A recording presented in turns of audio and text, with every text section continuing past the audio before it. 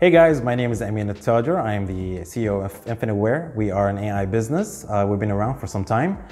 We are very happy to be part of this with the TG Hub, with Robot Gateway and Almaya Technologies. So yeah, come on in. So in this short video, I'm going to take you on a very short journey to understand the basic blocks of building a secure architecture, computing-wise. So no matter where you want to put your infrastructure, you always have to think about the number one thing that is completely important to you, which is the aspect of data.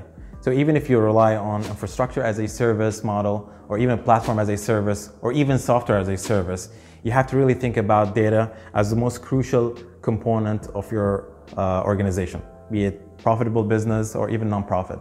And there are plenty of ways to actually go ahead and make the most of your data security. But normally in the business, normally in the industry, what people do is that they have a rating system that they attach to their data. So you have data that is allowed to go public, for example, and you have another rating which says that this data is definitely not for public, that we have to really care about, keeping it within premise.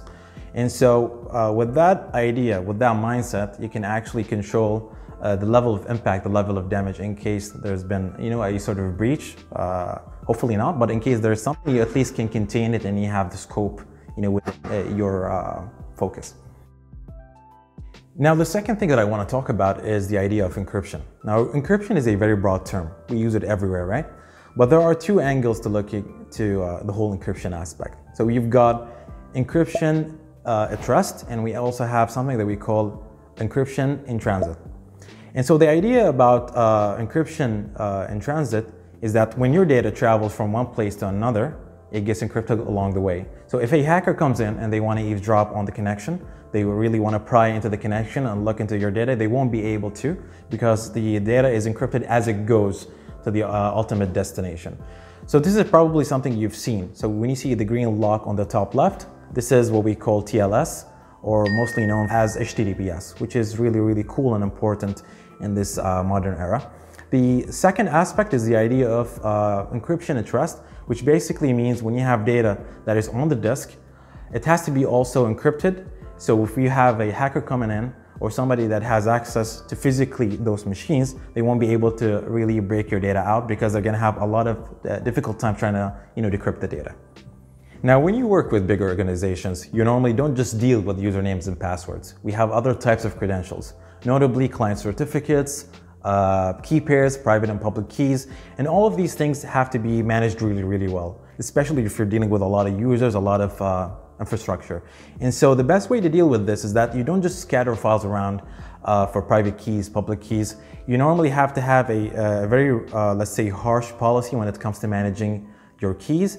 And one more thing that I want to talk about also, if you have the luxury to have access to a hardware security module, mostly known for HSMs, you gotta go for that. Because with an HSM, you can keep your keys really secure in a hardware place.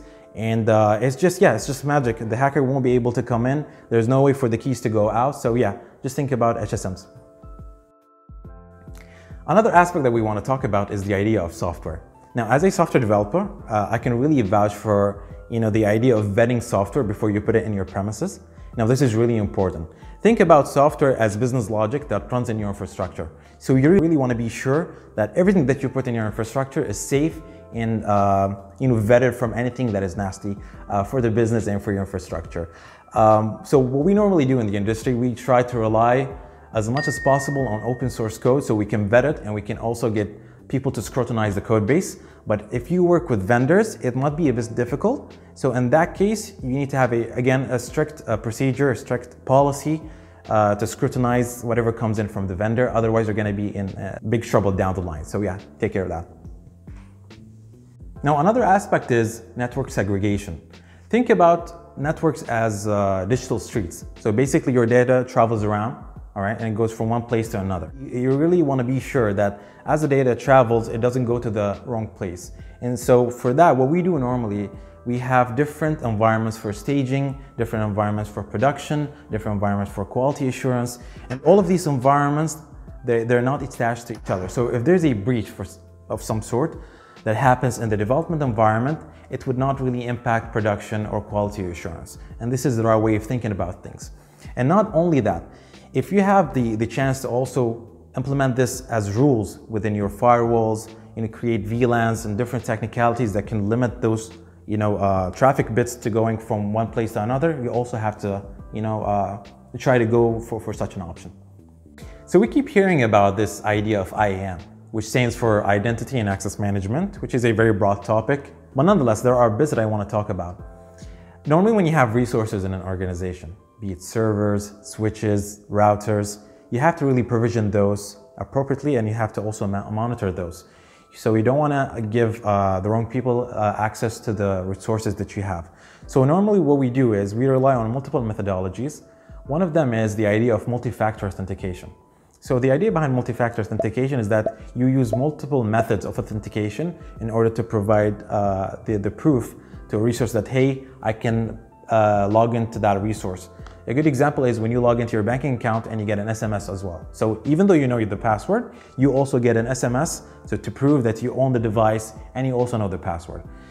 And one more idea is we normally operate with the least privileges account, meaning if you only need that authorization, if you only need that rights to access that resource, we just give you that. We don't give you more than that.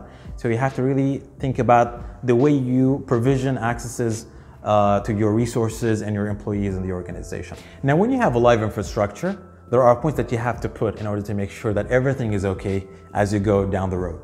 The first thing that comes to my mind is the idea of firewalls. You have to make sure that you have the right controls to block traffic that should not go somewhere else.